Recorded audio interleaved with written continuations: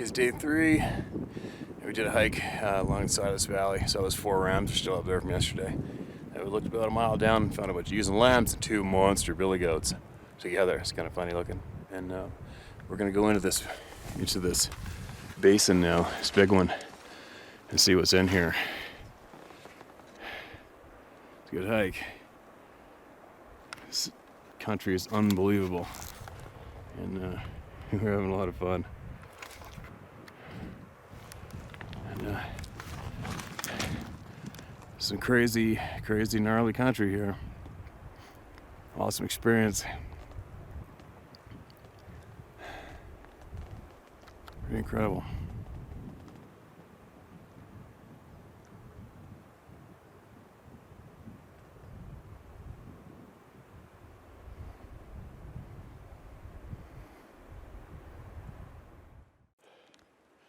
We came from way past, around the left of those mountains.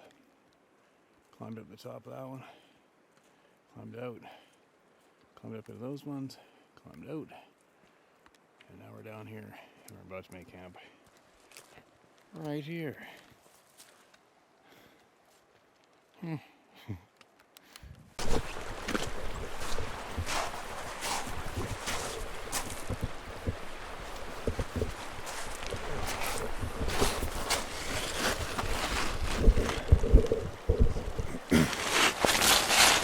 Tell you what, I haven't really caught many fish. I've hit 3 steelhead. I haven't touched one yet with my hands, but that's okay. I'll tell you what, I'm definitely filling right up on soul food on this trip.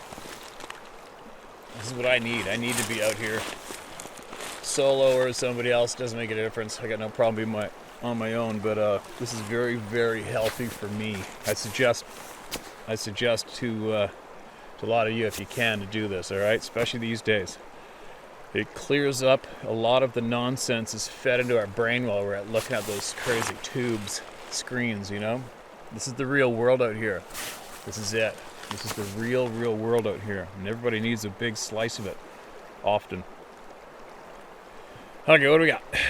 I've been watching your channel now for about a year. I have to admit, it took me a while to get used to some of the language, but I'm a big boy and I'll power through it, LOL. I'm a 66-year-old hunter, outdoors kind of guy who loves to be out there when my knees allowed. You can use my name if you want, and I really don't care what others think of me or over my stories. I was there, they weren't. My first encounter happened in the early 70s, maybe 1973 or 74. I don't remember exactly the date, doesn't change the story. A friend and I were elk hunting in northwest Oregon around the Fishhawk Lake area in Columbia County. As we were slowly driving from one location to another, Ron being the driver, I happened to look up from watching the side of the road for tracks and saw an upright walking, almost black-colored, 7 to 8 foot tall thing crossing the road from left to right, about 50 yards in front of us. I only saw it for maybe 2 or 3 seconds and really wasn't too sure what I saw, or even if I saw anything, until I looked at my friend and saw the look on his face. About the same time, we asked each other if each had seen something. When the answer was yes, we were about the same location this thing went in the brush, as we still could see the lower tree branches moving. Ron stopped the blazer and I jumped out and ran to the side of the road to look for what we saw. I only had to go in about 15 feet before it opened up to a fairly open stand of large timber that you could see maybe 100 yards into. Down across a small draw, and saw or heard nothing. To me, that was the weird part. It almost made me think I was seeing things. That is until Ron and I started to compare stories, and they matched. That was my only visual I've had, but I've seen a few things in the woods that made me wonder how that happened, like tall tree breaks in odd locations. We don't get enough snow for them to be tree breaks, or snow breaks. As different as the sighting was, it was about the vocalization I heard about a year later that to this day has me rattled, and I hope I never hear something like that again. It happened, as I said, about a year after my sighting, and maybe about 3 miles as the crow flies from there. My step-grandfather had a habit of trying to train his horses by keeping them tied up in a corral with a saddle on them for days on end. He had been turned in several times for this, but he still did it anyway. Yeah, it's a bit of a prick move. The corral was only about 10 to 15 yards off the highway. It could be seen by anyone driving by. I'd watched a paint, having been tied up for about 2 days in the summer. I had enough and decided I was going to do something about it. I contacted a good friend of mine and told him I had planned and we would need his help. The plan was for me to sneak down to the corral and tear a section out, unsaddle the horse, and release it out on the fenced pasture. Unfortunately, the house is around the corner and a couple of 100 yards away from the corral, so James' bond wasn't needed and I could probably pull the caper off without getting caught, especially at 1 o'clock in the morning. As my friend had a CB radio in his truck, I stopped off at my brother-in-law's place to borrow his handheld CB, which in those days weighed about as much as my friend's truck did, so I could communicate with my friend in his truck when it was time to come pick me up after he dropped me off to commit the dastardly deed. It took me about 15 minutes to cut the wire and tear out a section of the corral and take the saddle off that poor horse and convince it that it was okay to go out in the field. After I was finished, I called my friend on the CB and told him to come and get me. He was parked down the road a couple miles away waiting. As I sat there waiting for him, I could hear the coyotes howling across the river, probably a quarter mile away, and I enjoyed listening to them. When out of nowhere, this thing let out what I could only describe as a cross between a gorilla and a lion. It cut loose with a scream, and every hair on my body stood up, and every coyote shut up. The scream came from the areas coyotes were at, but still way too close for me. I got on the radio and told my friend to get here and get here now. He knew something was wrong and thought I'd gotten caught. I think this area is, or at least was, a hot spot for Bigfoot activity, as my son saw 2 of them and a fellow hunter saw 1, all within a 5-mile radius back in the day. Keep up the good work and keep the stories coming. Sorry there are people out there who don't feel they can tell their story. Me, I could care less if you believe me or not. I know what I saw and I know what I've heard. I've nothing to win or lose if you believe me or not. I've done a little research on Bigfoot sounds and I've only heard 1 recording that sounds somewhat similar, and not quite the same. All I know is that it was nothing the normal animals around here make, as I have never seen a gorilla or a lion in the Northwest Oregon. But then, many people out there have never seen a Bigfoot either, so maybe there's hope. I love the backdrops in your videos. You truly live in a beautiful part of the planet. Keep them and your stories coming and take no crap from anyone. Paul Ramsey. All right, thanks, Paul. I appreciate that. We all appreciate that share. And you know what you saw. So do I. My language. It's funny, just so you guys know a little bit it's starting to rain, man. A little bit of my background. You know what? I didn't come from the most pleasant of places. And I think my first job was commercial fishing. And there's definitely no governing language in that world. And then from there I went to a commercial sheet metal and roofing outfit with about 70 deranged morons working there. And there was far from any of language governing going on there. And then from there on, I went to be a contractor for myself, and I was a hunting guide in the middle of nowhere with horses and bears and men from around the planet for over 20 years. So, but I'm not afraid to express how I feel. And I'm not saying this to you, but I'm saying this to all you, a lot of you people listening right now. What does it take to get people offended? That's a big problem in society today, is offended culture. Oh my God, I can't believe he said that. Oh my God, he said that 4-letter word. Who was it that taught us that a 4-letter word was so nasty and offensive in the first place? Hey, it just doesn't make sense. All it is 4 letters out of the alphabet, put in a certain sequence to make a great sound to get your aggression out, or surprise out, or even laughter out, you know? It's just words, people. It's actions that hurt people. I guess words hurt people too, but anyway, I'm rambling. It's starting to rain, and it's not that hard, and none of my stuff's waterproof, so let me see if I can get another one out here before I go, and before I start rambling like a frickin' moron again. Hi, Steve. That's my name as well. Have you heard the name Dr. Kouani Lapsaritis? He spends a week in the summer with a family of these beings.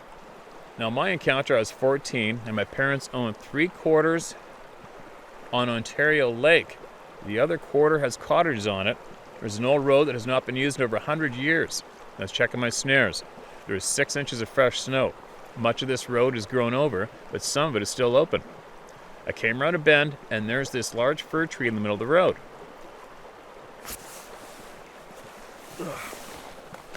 Hold on a sec, let me cover that microphone so I can spread. There we go. The tree's first set of branches are 8 feet off the ground because of the snow they hung to the ground like a teepee. Well, there was a set of deer tracks heading towards the tree. Well, the snow flew off the tree and the deer jumped to the right side, then headed towards the fir thicket with a massive black bear on its tail. And the thicket swallowed them up like they were never there. I walked up around the other side of the tree looking at the tracks, and there was a track over the deer track, but it didn't look like any bear track I'd ever seen before. I went to where they entered the thicket and listened, but as I could hear nothing, it was like the woods turned off. After about a minute, the loudest scream from a deer I ever heard, like it was terrified, then absolutely nothing. Well, I had a fear come across me like I've never felt in my life. I turned back towards the lake, and I ran until I was around the lake onto our road that goes to the lake. I didn't check my snares for 2 days. When I did, I had 4 snare lines off that road. One of the snares had nothing but the head of a rabbit left there, and the same track as whatever was over the deer track. 3 of the snares were collapsed, so I ended up taking them all down off those lines. From watching different YouTube channels, I came across other tracks that people are calling Dogman. I started researching to see if there's been any other sightings in New Brunswick, and I found a news article from the mid-40s, a logging camp outside Fredericton. Some of the loggers had an encounter with what they were calling a werewolf. The news reporter made it sound as if they were all drunk the night before. I think what I encountered that day was one of those beings, and I hope I never have that feeling ever again. Thanks for your voice, making it possible for people to get life-changing encounters off their chest and not to be made a fool of. I hope you get millions of subscribers, and the majority of those that ridicule us start to feel like the fools for making people afraid to tell what they have went through. Thanks again for giving us a voice and a platform to do it on. God bless you and your family. All right, man. Thanks for sending that in. I appreciate it and the time you took to do that. And, yeah. The ridicule, the people. I'm going to make a funny video shortly to give everybody see if we can figure out just exactly who it is everybody's scared of in this planet when it comes to sharing what you've seen and what you didn't ask to see. And I think I'm going to make a video soon to see if you can point out exactly who it is that you were scared of when it comes to sharing your experiences here with all these people. Okay? Because it really is harmless. It's honest truth, and honest truth being suppressed and kept from the people is coming to an end. And it's the only way to do it, right? You got to give the attention back to the people, and you take the attention away from whoever it is that wants to be some sort of an authority over top of the people with whatever topic it may be. All right? It's all about every single one of us now, and that's where the honesty comes from. That's where the honest sharing comes from. Okay?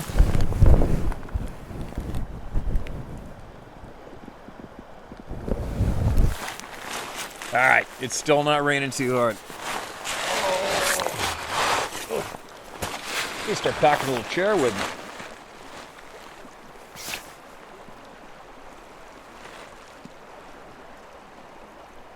All right, what do we got?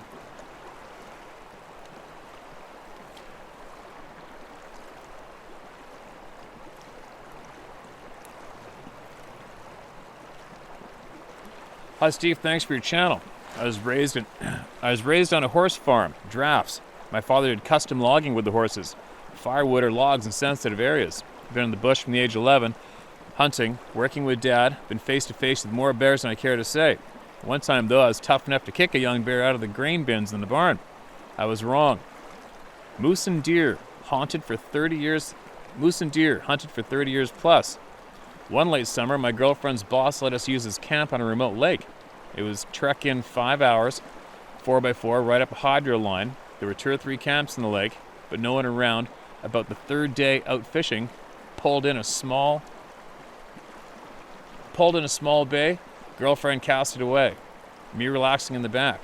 And then, snap, snap, along the shoreline, the girlfriend asked what I thought. I told her a moose flexing. My hunting skills gave 2 grunts, hoping to draw it out. In a heartbeat, a roar that felt like someone put a megaphone against my chest. I shit myself. My girlfriend asked me what the hell was that. I could not answer her, being 30 yards from the shoreline. I fumbled and got the hell out of there. I always joked about a few problems in life can't be solved with the right velocity of lead. I know I did not see it, but every bone in my body told me to get the F out of there. Even if I had the largest rifle in the world, no doubt in my mind I would have dropped it. But it's been years, and the thought of that day still gives me shivers. Keep up the good work. Cheers, Robert. The war is not a pleasant experience. That's all there is to it. And this rain, I got that camera covered with a cloth. Maybe it's getting rain a little hard. I'm gonna push it a little bit further here before I go and get one more out. And I got to put the camera gear away before I toast them again.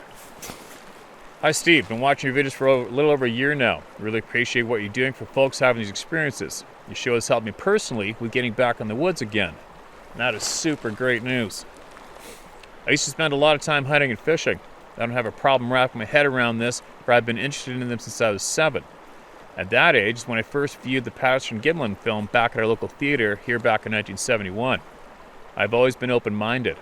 Anyway, I had my first experience back in 1980 when I was 16. I didn't see it exactly because it was dark out and the woods were only lit by ambient moonlight. I was walking along a trail in the dark, making my way back to camp where my 2 friends were waiting for me. Like a dunce, I had forgotten my flashlight in the car and decided not to go back for it, so I pushed on in the dark. I had eagle eyes then, and I was able to navigate the trail, which I knew like the back of my hand. As I proceeded along, I heard to my left footfalls, which sounded like I was being paralleled by a person. I thought, who could be out here in the pitch dark woods walking around at 3 a.m. with no flashlight? But here I was doing the very thing. Anyway, this thing I noticed would stop, and then I stopped and moved when I moved. I was becoming nervous, and the fear started welling up in me. So as I walked along the trail, the footsteps kept pace with me and angling closer to me as I moved. I guesstimate that it was about 25 to 30 yards from me when this started and ended up stepping onto the trail right in front of me. I stopped dead in my tracks when this happened. Peering into the dark, I could see the darker outline of this creature, and it was obviously towering over me no more than 7 or 8 feet away. I didn't smell anything like some report, nor did it growl or make any sound while it stood blocking the trail. I knew if I had taken 2 more steps, I would have walked straight into this thing. I knew it wasn't a bear. I'd already went through every possible animal could be in my mind, for I was no stranger to all the animals that I knew that were native to these woods. Even thought it may be the guys trying to play a prank on me, but I knew that wasn't the case here. So after standing there for what seemed like 20 minutes, it was more like 20 seconds. Finally, I found my courage and was determined to make it back to camp. I turned 90 degrees to my right and went around the creature, meaning I walked and didn't run as calmly as I could. I made it to the lakeshore, which is about 25 yards from the trail. I then followed the shoreline up and over the boulders and debris, stopping from time to time to see if it was following me. I never heard it. I got the feeling it was still up on the trail just watching me and probably thinking, this one doesn't run away screaming like the other ones. LOL. Probably scratching his head trying to figure out this nut. Anyway, I made it back to camp where my buddies asleep. I can't tell you that I dove into that tent with them, and when asked, what's up, I replied with silence. Didn't talk about it to no one for a long time, and when I did, I was met with the usual response people give, yeah, right. So I kept it to myself. I have other encounters with these beings, seen a family of 3 walk in front of my window one night. The biggest one had to have been over 10 feet tall. I know because I measured the height from the ground to the bottom of the windowsill, and it was 9 feet. I bought a townhome since then and moved to the other side of town. I don't think I would ever see any here. Didn't think I would see any here, for I live in a very suburban neighborhood. Houses all around me, yet just 5 years ago I was within 30 feet of a family of 4 Sasquatch. The encounter happened in mid-August 2015 around dusk. The male had what looked like a baby or adolescent on his shoulders, peering over its head, and there were maybe 2 more laying on their bellies, peering over a railroad tie at me. Needless to say, I didn't stay there long. This I viewed off my back porch. I was amazed there were these creatures in a very residential neighborhood, but I've long suspected they were coming in neighborhoods searching for food. Wherever there is some cover or corridor of woods threading through a neighborhood, they will use it. They are opportunists. I don't know if you heard this, but I've heard a report where someone had witnessed them catching trains and riding between the cars. It doesn't surprise me if this is so. Anyway, before I close, one more item. I've had some interactions with them. I don't leave food for them. I think it is asking for trouble. I don't think these are cute, fuzzy, warm creatures that one can just assume will be tamed. No. But I had laid out 3 shot glass-sized stones on a retaining wall by my back porch. 2 or 3 days later, I noticed the stone had been moved. Sometimes I'll find a stone that was added to what I had, and looking closely at the new stone, I noticed it wasn't from around here. Anyway, I'll close for now by saying to you, Steve, thanks again for giving the people who've had these experiences an open ear and understanding, and more importantly, reporting the truth about what's going on. Sincerely, Patrick Berry, West Virginia native. All right, Patrick, thanks for that email. Appreciate it. And I got a funny feeling I read that. I hope not. But if I did, I apologize. But I believe I've been reading so many lately. It's getting a little crazy. But I've definitely I've read a lot of them lately. I gotta get my body moving. Oh, the old knees fell asleep. Oh.